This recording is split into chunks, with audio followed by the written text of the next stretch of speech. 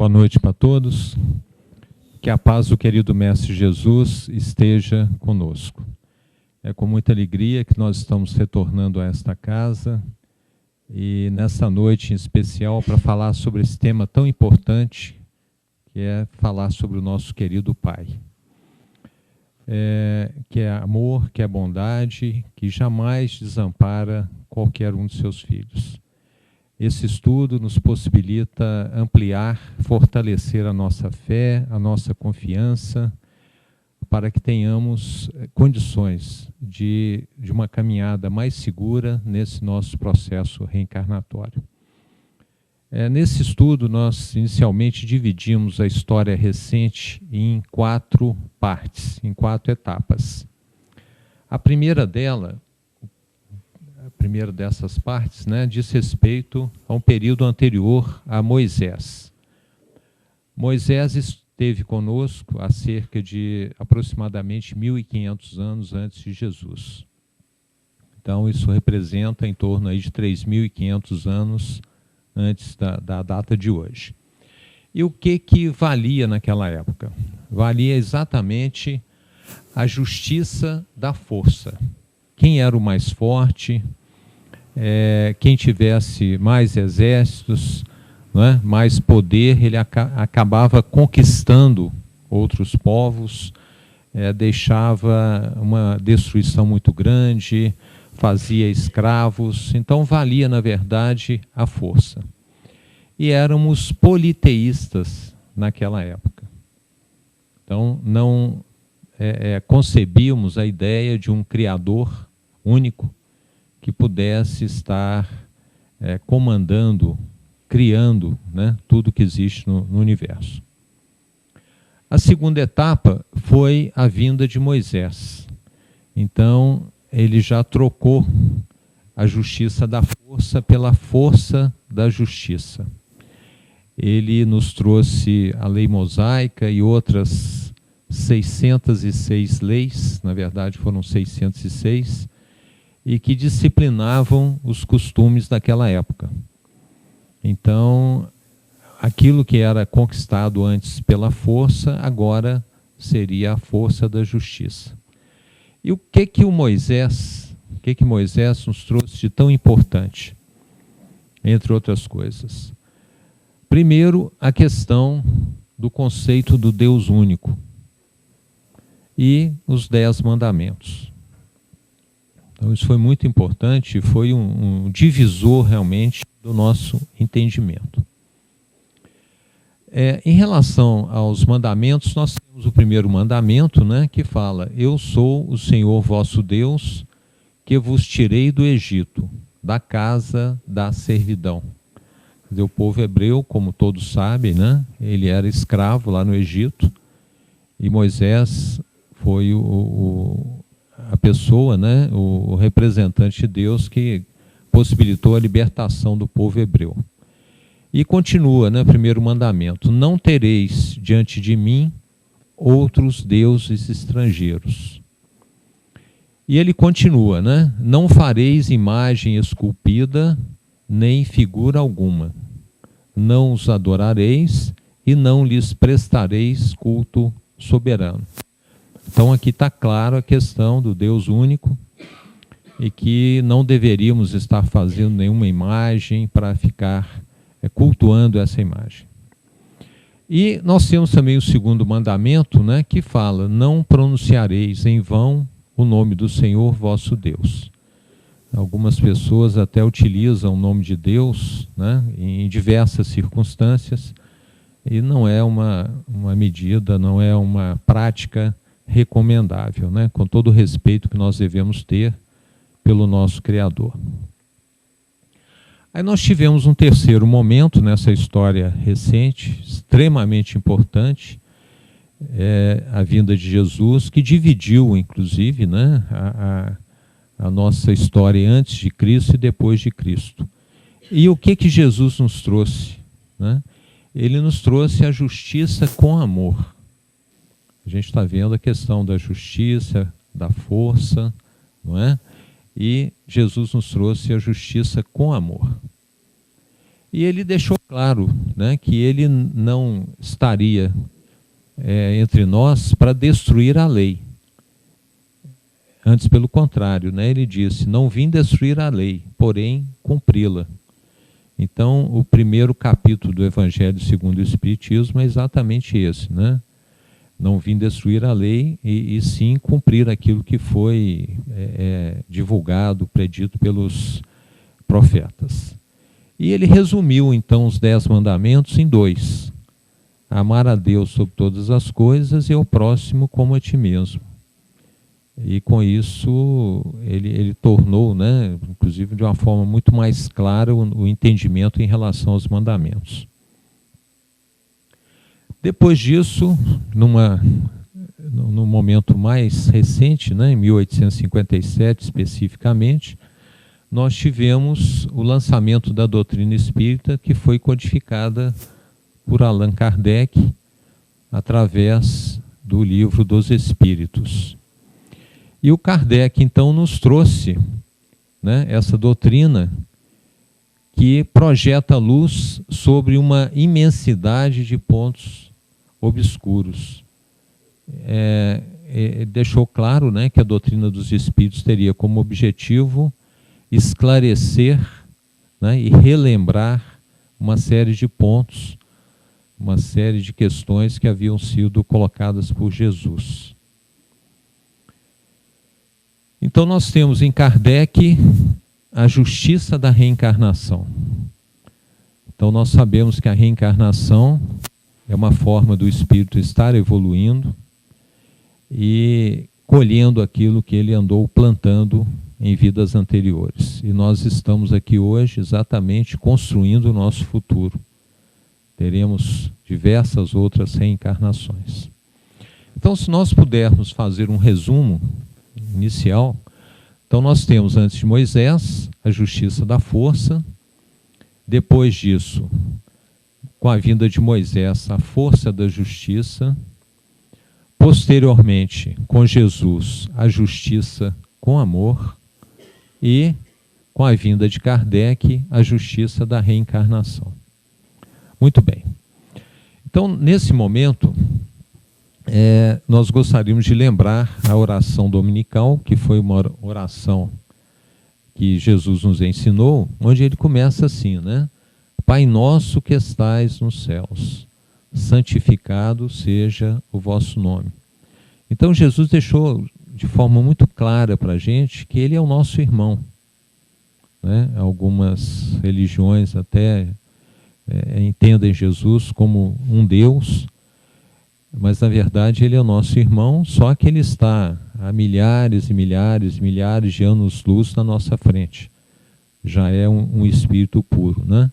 Segundo alguns cientistas, o sistema solar que nós conhecemos, ele teria 15 bilhões de anos. Quer dizer, não dá nem para a gente imaginar o que poderia representar 15 bilhões de anos.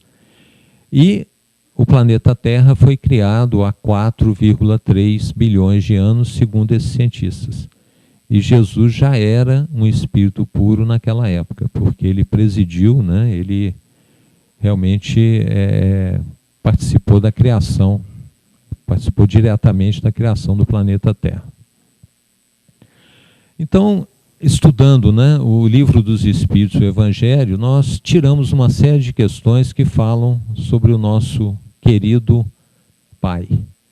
E a primeira questão é exatamente: que é Deus? E é interessante que o Kardec, quando formulou essa pergunta, ele não fez a pergunta quem é Deus. É diferente. Porque quando a gente fala assim, quem é fulano de tal, nos leva a entender, né, que é uma pessoa que nasceu numa determinada data, teve como pais fulano e Beltrana, e assim vai, né? Nasceu numa determinada localidade, isso aí seria quem? E ele formulou que é Deus. Então a resposta que os Espíritos deram, nós já sabemos, né? Deus é a inteligência suprema, causa primária de todas as coisas, né? Criou o universo. Na introdução do Livro dos Espíritos, né, que nós vamos estar usando muito aqui hoje, e também o Evangelho segundo o Espiritismo, tem algumas questões que o Kardec colocou, exatamente visando facilitar, né, alguns questionamentos que com certeza surgiram com o lançamento do Livro dos Espíritos. E ele definiu, por exemplo, né, a questão de Deus como sendo, lá na introdução, Deus é eterno, imutável, imaterial, único, onipotente, soberanamente justo e bom. E é exatamente esse ponto da justiça, da bondade de Deus que nós vamos estar dando uma ênfase maior no nosso estudo. Porque isso é muito importante para a gente. Sabermos que jamais estamos desamparados, que é um Pai que nos ama muito, e isso nos dá uma confiança, uma segurança maior nessa nossa jornada evolutiva. E ele continua, né? Lá na introdução.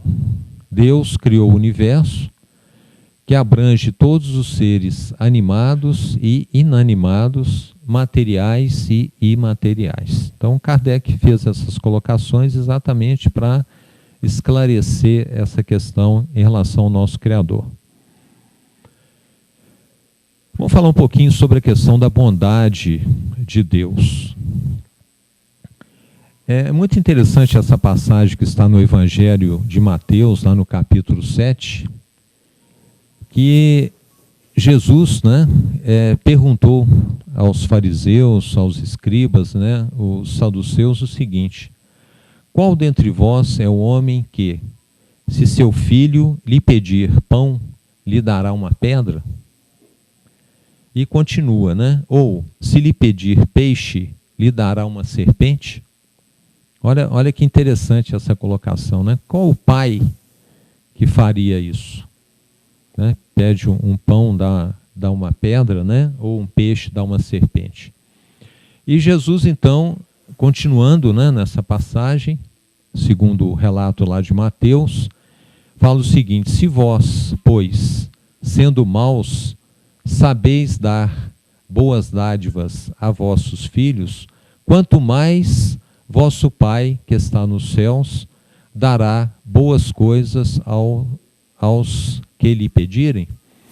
Então, essa passagem, por si só, deixa de uma forma muito clara a bondade de Deus. Quer dizer, se nós, pais, queremos dar boas coisas aos nossos filhos e ainda estamos num nível evolutivo baixo, né, comparado, por exemplo, com Jesus ou com o nosso Criador, quanto mais bondoso, né, amoroso é o nosso Pai.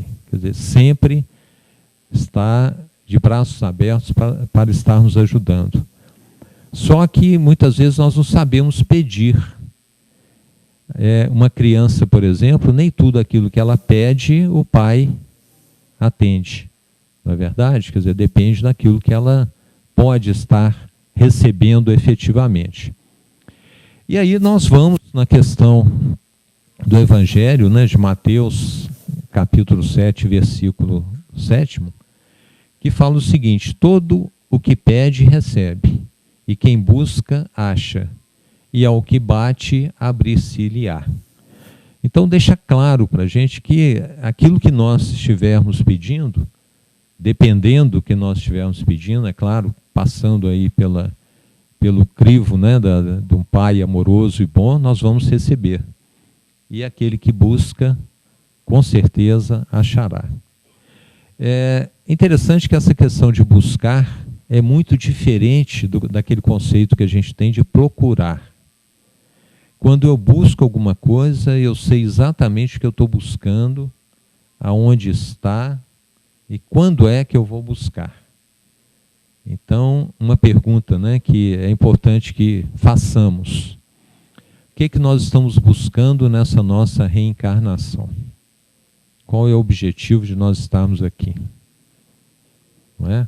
Então, é uma questão de estarmos bem conscientes, bem seguros daquilo que a gente está fazendo aqui. Nessa questão de que Deus criou o universo, né, que abrange todos os seres animados e inanimados, materiais e imateriais, nós vamos entrar lá na questão 4 do Livro dos Espíritos, onde consta a seguinte pergunta: onde se pode encontrar a prova da existência de Deus? Aonde? E os Espíritos responderam, entre outras coisas, o seguinte, né? Não há efeito sem causa. Então, se eu tenho um efeito, né, por exemplo, essa luz que está iluminando essa tela, ela é consequência de uma lâmpada, da energia elétrica que está circulando, só como exemplo, né? Então, não há efeito sem causa. E se nós observarmos direito, né, olha o que consta aqui nessa questão. Procurai a causa de tudo o que não é obra do homem, e a vossa razão responderá. E nós colocamos aqui algumas questões, né? Essas obras, por exemplo, da criação, para crer-se em Deus, basta se lance o olhar sobre as obras da criação. Vamos ter uma visão clara do que realmente foi construído, o que foi feito pelos homens e aquilo que foi feito por Deus, né? Então, uma foto como essa aqui, né? Claro, é obra de Deus, né? Uma beleza, né? Uma coisa impressionante, né? Essa outra aqui, dá para a gente ver claramente o que foi obra de um homem, um grupo de homens e de Deus, né? Então a gente pode ver aqui uma cerca, uma casa, né? E o restante obra de Deus. Olha essa outra foto, né? O sol, o mar, as nuvens. Olha que maravilha, né? A vida, né? Quem é que poderia, qual homem que poderia fazer uma obra desta aqui, não é? Essa outra foto, uma outra, a própria natureza, né? Essa cachoeira, as montanhas, a água e o universo. Olha que maravilha, né? Se nós considerarmos que o planeta Terra, comparado com outros planetas que existem no universo, muitas vezes uma poeirinha, não é? Olha que beleza desse nosso Criador, olha o que ele deixou para a gente, não é? Essa criança, essa borboleta, olha que maravilha. Então, basta que se lance o olhar sobre a criação, que possamos distinguir de forma muito clara, inequívoca, o que é obra dos homens e o que é obra de Deus. E aí nós vamos analisar alguns atributos da divindade. E vamos analisar um pouquinho a questão 10, lá do Livro dos Espíritos, né? A pergunta é: pode o homem compreender a natureza íntima de Deus? É como se nós, de repente, chamássemos um índio, né, que nunca tivesse tido contato com a civilização, e perguntássemos para ele, e pedíssemos que ele definisse o que é um computador, o que é uma internet, até mesmo uma televisão. Ele não teria como definir aquilo, porque ele não teria os conceitos necessários para esse tipo de definição, né? Então, o que os espíritos responderam? Não, falta-lhe para isso o sentido. Então, nós sabemos que a inteligência suprema, causa primária de todas as coisas, mas ainda não podemos compreender a natureza íntima de Deus. E aí nós vamos à questão 11ª, onde tem a seguinte pergunta: será dado um dia ao homem compreender os mistérios da divindade? Será que um dia isso será possível? Com certeza, partindo do princípio que todos nós estamos aqui num processo evolutivo, todos nós chegaremos a uma condição de espíritos superiores e espíritos puros, não é isso? Então vamos ver o que os espíritos responderam a Kardec.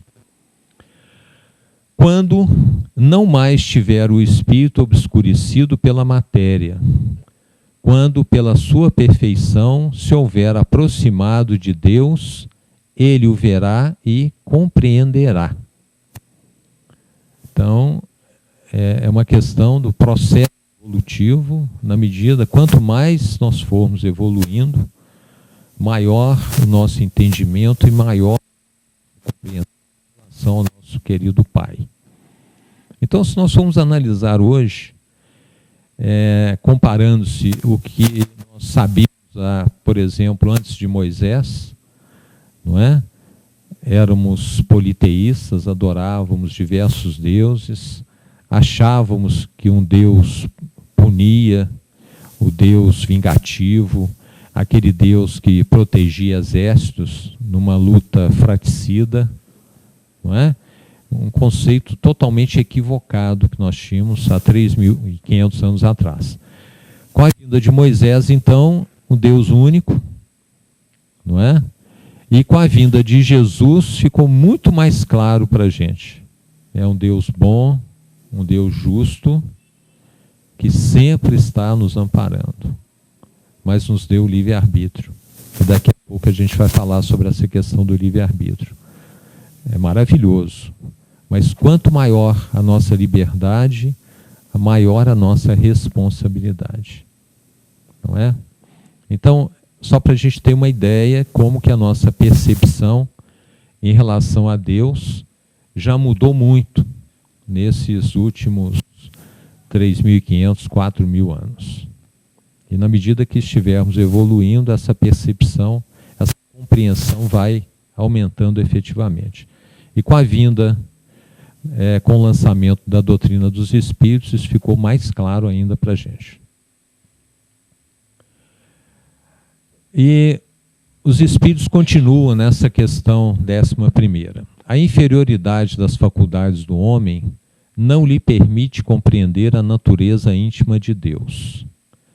Na infância da humanidade, o homem o confunde muitas vezes com a criatura, cujas imperfeições lhe atribui. O que significa isso? É que muitas vezes nós atribuímos ao nosso Criador algumas das nossas faculdades. Por exemplo, Deus vai punir, Deus está com raiva, Deus vai proteger essa ou aquela parte, vai castigar, muito bem lembrado, né? Deus castiga, e na verdade são atributos humanos, não é? E é exatamente isso que o Kardec colocou, os Espíritos colocaram aqui para Kardec, né? Vamos refletir um pouquinho. Está lá no Evangelho segundo o Espiritismo, no capítulo 14. É uma fala de Santo Agostinho. Deus não dá prova superior às forças daquele que a pede. Só permite as que podem ser cumpridas. Se tal não sucede, não é que falte possibilidade, falta a vontade. E nós sabemos que a vontade é uma das 4 potências do espírito. É a mais forte, é a mais importante. Nós temos o pensamento, o sentimento, a vontade e o livre-arbítrio. Ninguém participa ou fez uma programação reencarnatória fadada ao insucesso. Antes, pelo contrário. Agora, de repente, se estamos achando que a nossa reencarnação está muito difícil, que a gente não vai dar conta, nós temos que repensar a nossa vida, porque alguma coisa está errada. Porque é exatamente isso aqui, ó. Deus não dá prova superior às nossas forças. Então, se está difícil demais, eu tenho que repensar. Ou o meu egoísmo está muito grande, o meu apego à matéria, não é? eu não estou me espiritualizando adequadamente, então alguma coisa está errada. Eu tenho que repensar e muitas vezes até pedir ajuda externa. Admirai, no entanto, a bondade de Deus, que nunca fecha a porta ao arrependimento. Então nós temos aqui uma foto, né? Uma figura que ilustra muito bem a questão do filho pródigo. E quando ele se dirigiu ao pai, pedindo metade dos seus bens, o pai de forma nenhuma questionou o que ele iria fazer com aqueles recursos. Disponibilizou a ele aqueles recursos, mas o pai tinha certeza de uma coisa: ele voltaria. E, principalmente, depois de ter passado por um processo muito grande, muito intenso de sofrimento. Infelizmente, existe uma professora muito eficiente que se chama dor. Agora, necessariamente, nós não precisamos utilizar essa professora no nosso processo evolutivo. É uma opção que nós fazemos, infelizmente, em função do nosso livre-arbítrio. Daqui a pouco essa questão vai ficar mais clara para a gente. E lá no capítulo 14, então, Santo Agostinho continua. Vem um dia em que ao culpado, cansado de sofrer, e foi o que aconteceu com o filho pródigo, né? Com orgulho, afinal, abatido, Deus abre os braços para receber o filho pródigo, que se lança aos pés. Então a gente pode ver essa cena, né, do filho se dirigindo ao pai, que o recebeu de braços abertos, com muito carinho. Então, esse filho pródigo muitas vezes sou eu, que erro, né? Que essa professora dor é acionada e depois de algum tempo, depois de muito sofrimento, a gente resolve voltar à casa do pai, que as portas estão sempre abertas, né? Infelizmente é isso que acontece. O que é fazer a vontade de Deus? Quer dizer, Jesus deixou muito claro para a gente essa questão, né? Que ao resumir os 10 mandamentos, amar a Deus sobre todas as coisas e ao próximo, amar o próximo como a ti mesmo. Então, sempre que estivermos amando o nosso próximo, e esse mandamento diz respeito a estarmos amando a nós mesmos, né? Amar a Deus sobre todas as coisas e o próximo como a ti mesmo. Nós nos amamos, nós nos perdoamos, não é? Respeitamos os nossos limites. Então, é exatamente isso que é fazer a vontade do Pai. Deus é o nosso Pai que nos ama muito. Ele nos deu o livre-arbítrio, Ele criou as leis, e se estamos sofrendo é porque estamos contrariando essas leis. E essa é uma questão importante. É preciso que tenhamos consciência disso. Deus jamais pune alguém, mas Ele estabeleceu as suas leis. Então, por exemplo, eu posso colocar minha mão no forno quente a 300 graus centígrados? Posso? Posso, não é? Agora eu vou arcar com as consequências disso. Não é isso? Então eu sei que a minha mão pega fogo, ela queima, e é uma questão de utilização aí do livre-arbítrio.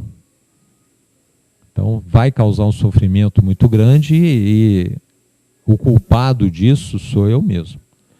Então essa é uma questão importante, estarmos bem confiantes, né, e bem conscientizados de que se eu estou hoje passando por algum sofrimento, e essa questão está muito clara lá no capítulo 5º, né, do Evangelho segundo o Espiritismo, bem-aventurados os aflitos, é porque eu causei essa dificuldade, seja nessa encarnação ou encarnações passadas. E nesse capítulo, né, no 5º capítulo do Evangelho segundo o Espiritismo, a mensagem é que a maior parte das dificuldades pelas quais eu estou passando hoje são provenientes desta encarnação mesmo, não das anteriores. Né? Então aí vale uma reflexão.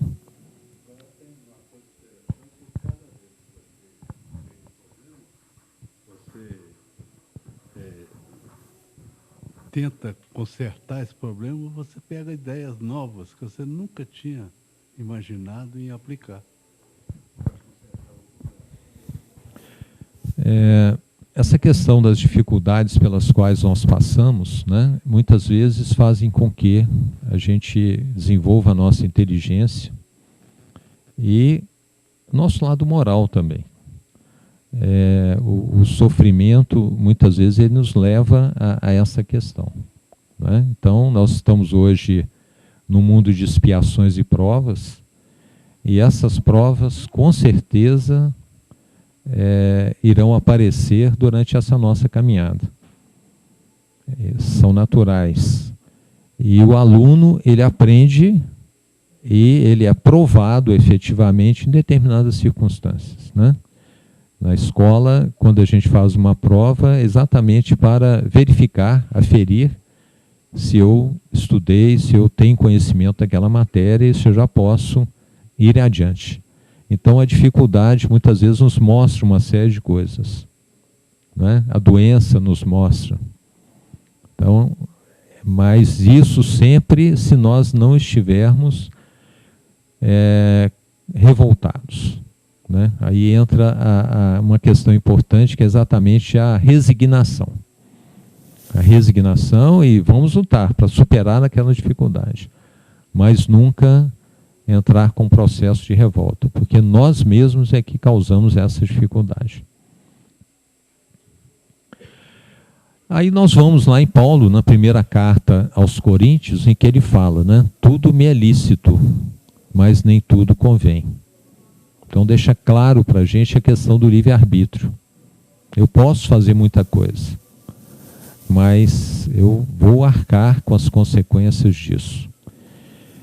Então nós sabemos que o homem inteligente é diferente daquele homem intelectualmente muito evoluído. O homem inteligente é aquele que cumpre as leis, porque ele, dessa forma, ele não sofre. Como exemplo, né? Ao avançar um sinal vermelho, eu estou arcando com todas as consequências referentes a esse ato, deliberadamente. Então, eu conheço a lei, mas ainda assim resolvi, né, passar naquele sinal vermelho. Então, eu vou assumir as responsabilidades do meu ato. Se causar algum acidente, é responsabilidade minha. Então, eu não posso alegar que não conhecia a lei efetivamente. E nós sabemos que as leis de Deus estão gravadas na nossa consciência. E ela acusa.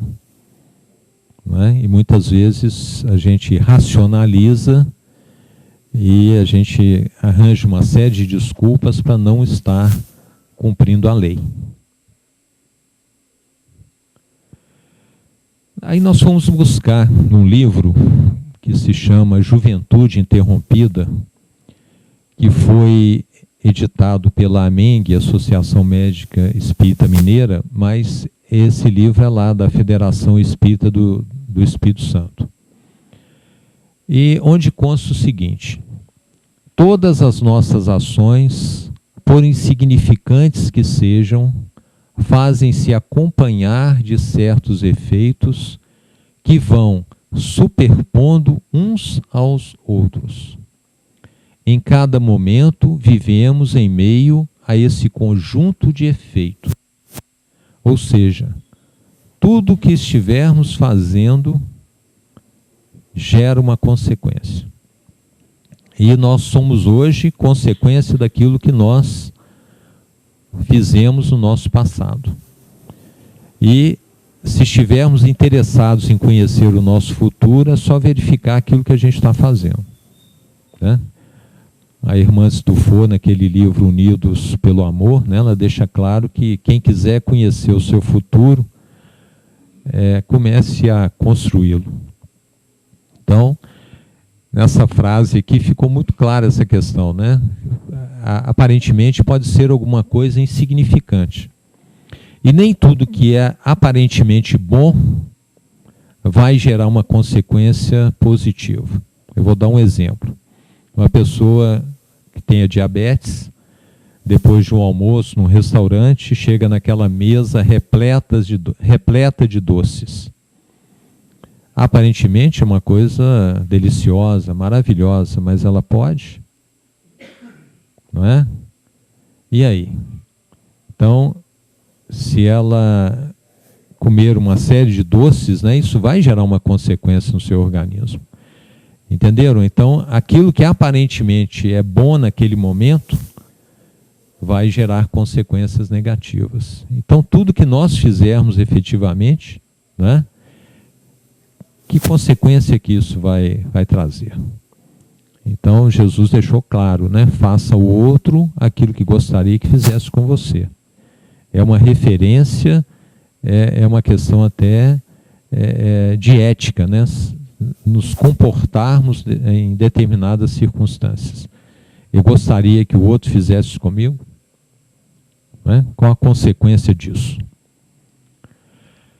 Continuando ainda a respeito desse livro, né, ele fala o seguinte: a fatalidade, como vulgarmente é entendida, supõe a decisão anterior e irrevogável de todos os acontecimentos da vida, qualquer que seja a importância dele.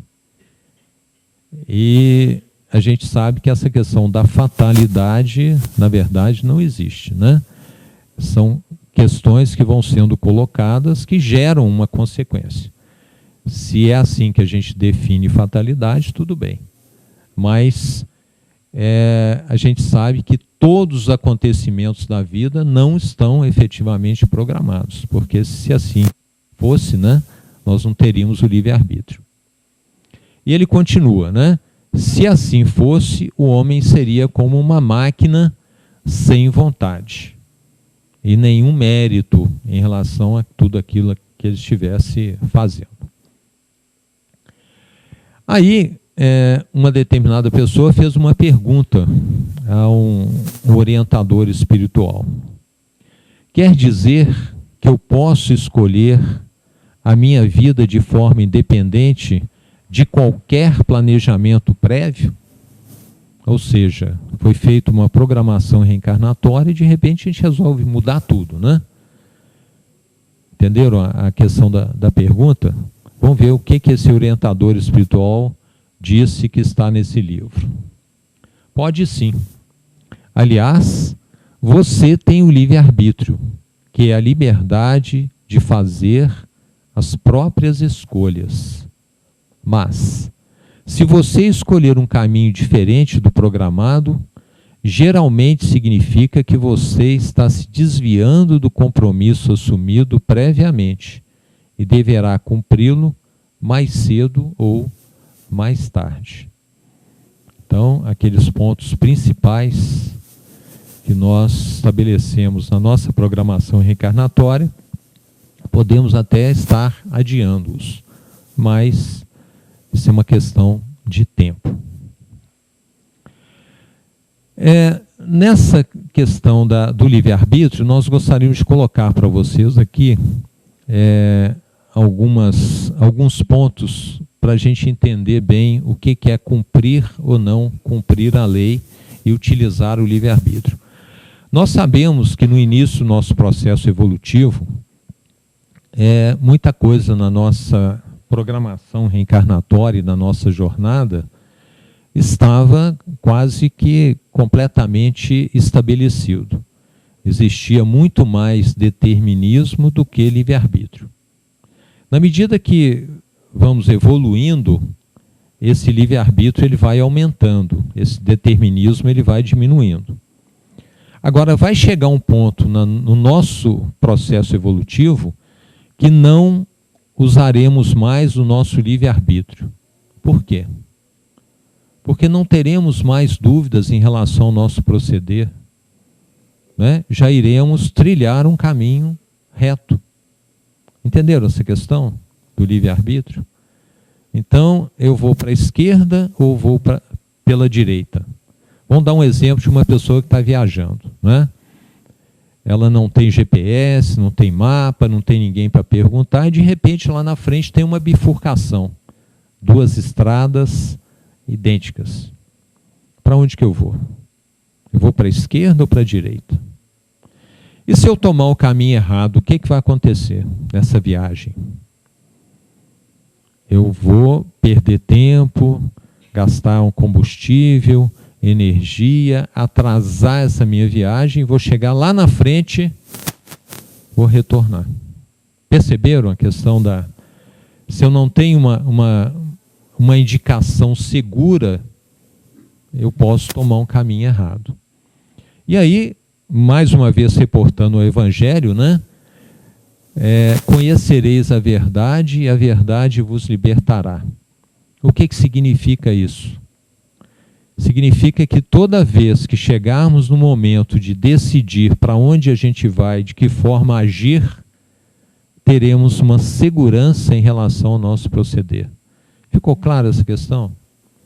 Então, conhecerás a verdade vos libertará. Então, essa pessoa que está viajando, se ele conhece a estrada, ele se sente livre e não vai atrasar a sua viagem, o seu processo evolutivo.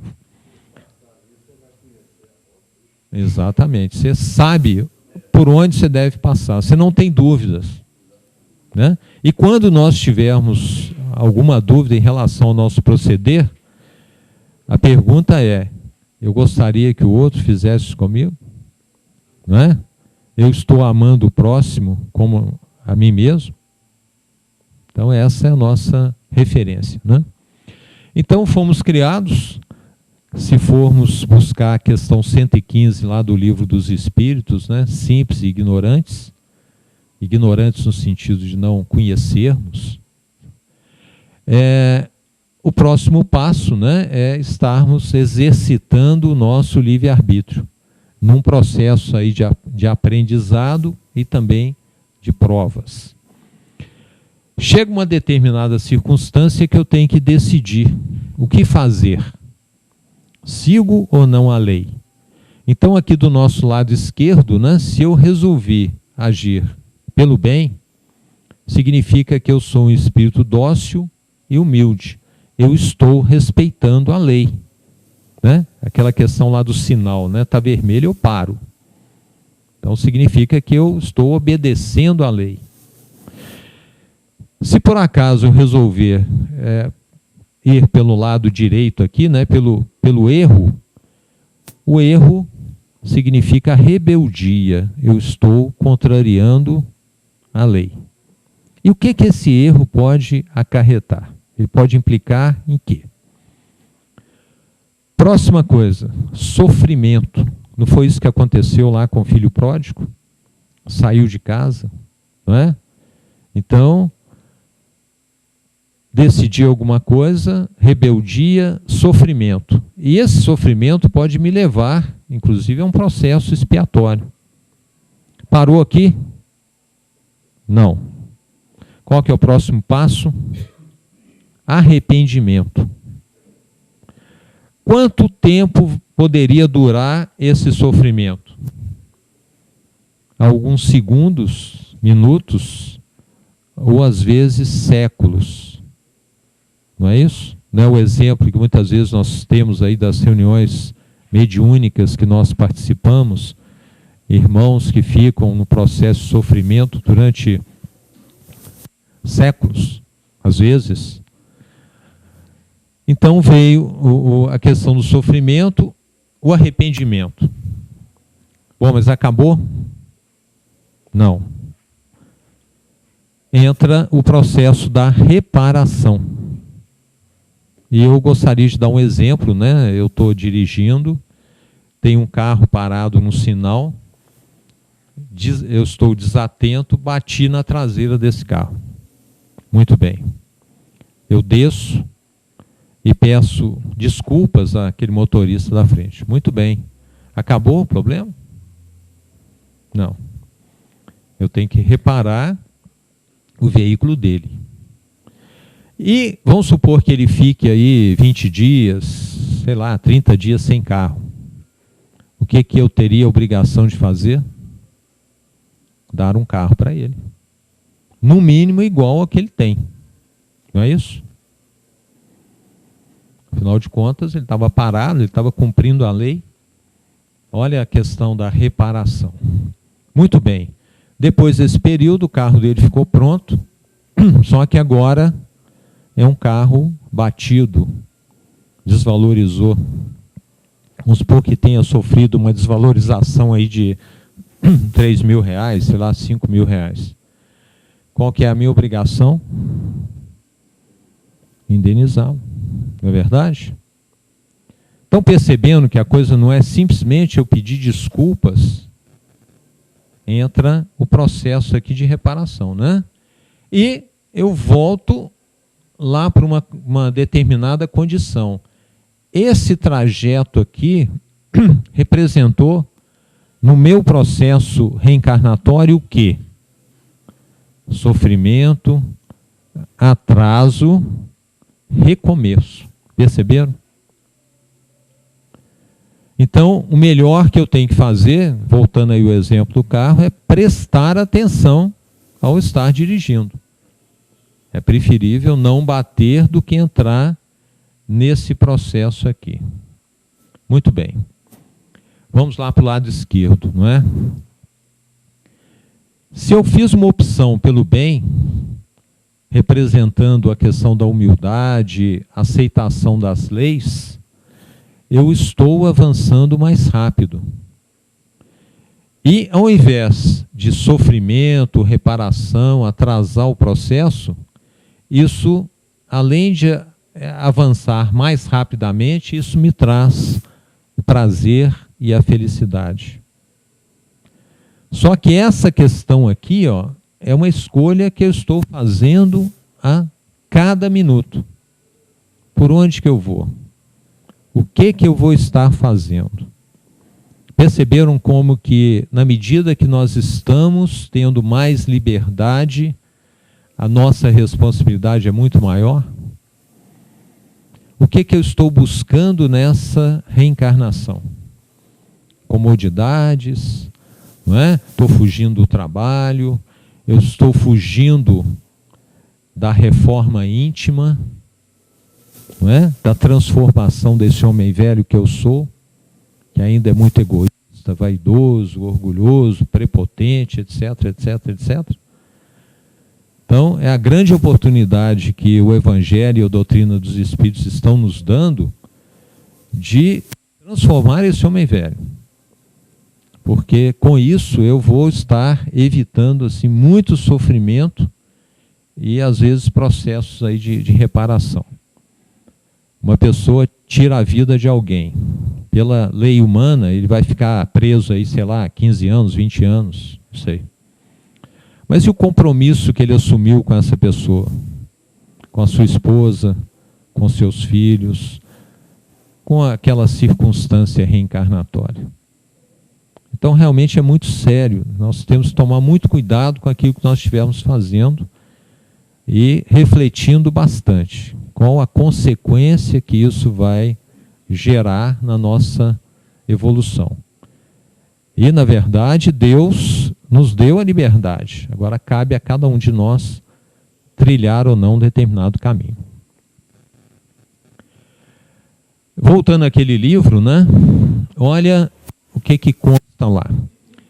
A importância prática de adquirirmos conhecimentos sobre as leis que regem a matéria e o espírito. Reside em que, sabendo melhor quais serão os efeitos daquilo que fizermos, poderemos agir de modo a criar situações que nos aproximem da felicidade. Nós sabemos que a felicidade ainda não é deste mundo, mas poderemos evitar muitos sofrimentos e poderemos ter muitos momentos alegres. Essa ideia de que a doutrina dos espíritos prega o sofrimento, isso não existe. Na verdade, nós fomos criados para sermos felizes. E se eu adoeço ou não, é consequência daquilo que eu estou plantando e aquilo que eu já plantei na minha vida.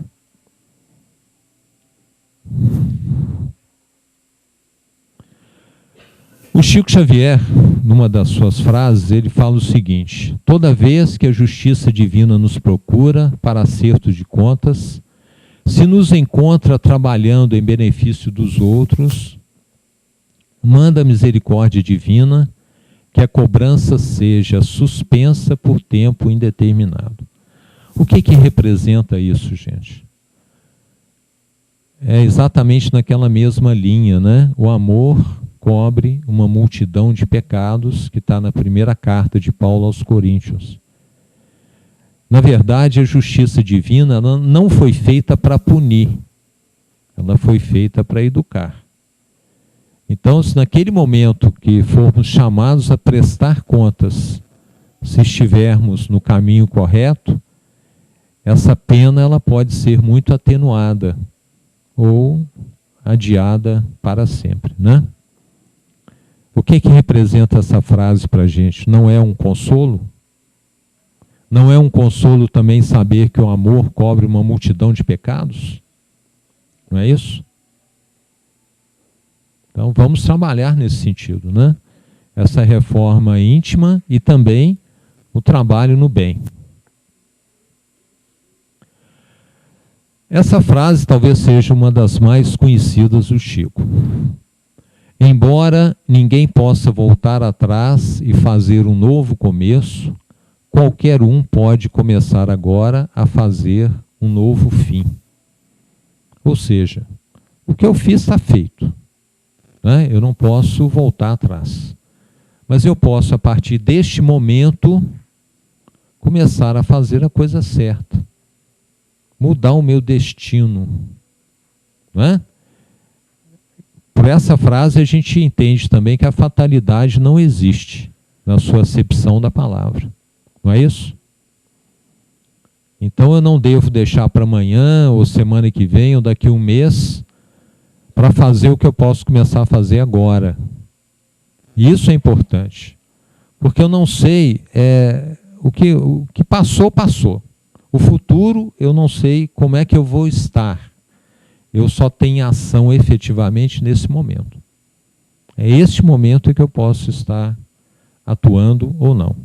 Porque daqui a algumas horas eu posso até ter desencarnado. Por que não? A gente não sabe exatamente que hora que nós vamos estar mudando de plano. Então, por que adiar esse processo? Está na hora de mudar realmente e começar a fazer efetivamente o novo fim. Continuando a utilizar esse livro, né? Somos, por assim dizer, os construtores de nossos próprios destinos. Não é uma coisa maravilhosa saber que o meu destino está na minha mão? Não é? Saber que muitos chamados e poucos escolhidos, e eu me faço escolher, dependendo das minhas atitudes, da minha vontade, da minha disposição. Não é isso? Então, o nosso Criador, né, estamos falando aqui sobre Deus, Ele nos deu todas as condições necessárias para que tenhamos sucesso nessa nossa jornada. O que acontece é que muitas vezes a gente desperdiça, principalmente o nosso tempo, que é um tesouro maravilhoso, que nós não temos como acumular, armazenar. O tempo, eu troco o tempo por alguma coisa, pelo trabalho no bem ou pela ociosidade. Quer dizer, de qualquer forma, eu acabo utilizando o tempo para alguma coisa. E quando a gente quer fazer alguma coisa, a gente sempre arranja um tempo, não é isso? Sempre arranja um tempo. Então, o que significa isso? É uma questão de estabelecermos prioridades na nossa vida. Como é que eu vou estar utilizando o tempo nessa encarnação? E aí nós vamos naquela parábola dos talentos, né? aquele que recebeu 5 talentos, o outro recebeu 2 talentos e aquele que recebeu 1. O que recebeu 5 e o que recebeu 2 trabalharam, produziram, utilizaram as oportunidades que o Pai lhes deu para quê? Para produzir, para fazer alguma coisa útil. E aquele que recebeu um talento só, o que ele fez? Ele enterrou, né? Ele teve medo. Será que eu tenho medo de utilizar aqueles talentos que eu recebi?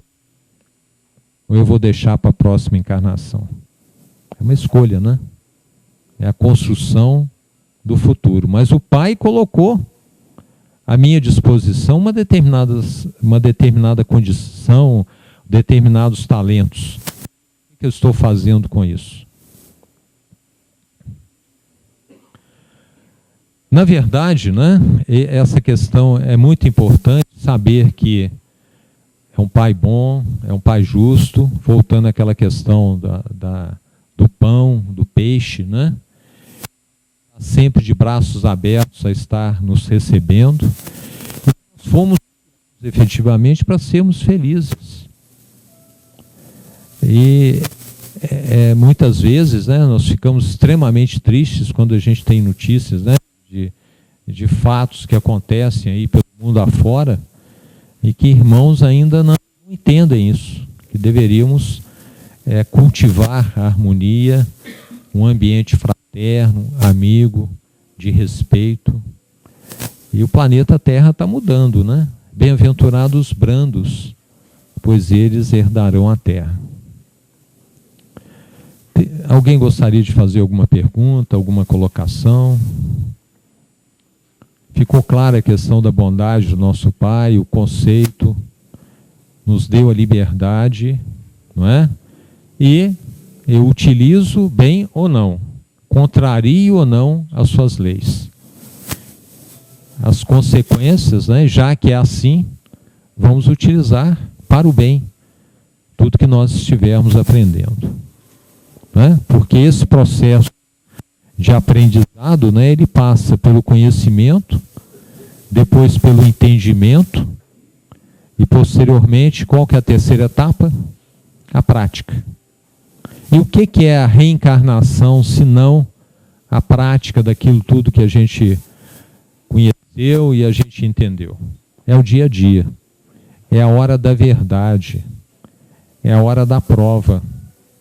Como é que eu vou me comportar em determinadas situações? Não é? Eu me deixo levar pelos meus princípios? Deveria, não é? Então eu gostaria muito de agradecer, viu, a atenção de todos, o carinho que nós somos recebidos aqui nessa casa. E se não tiver nenhuma pergunta, alguém quer fazer alguma pergunta, alguma colocação? Não? Tudo bem? Então, gente, muito obrigado, que Jesus abençoe a todos nós. Né? Obrigado.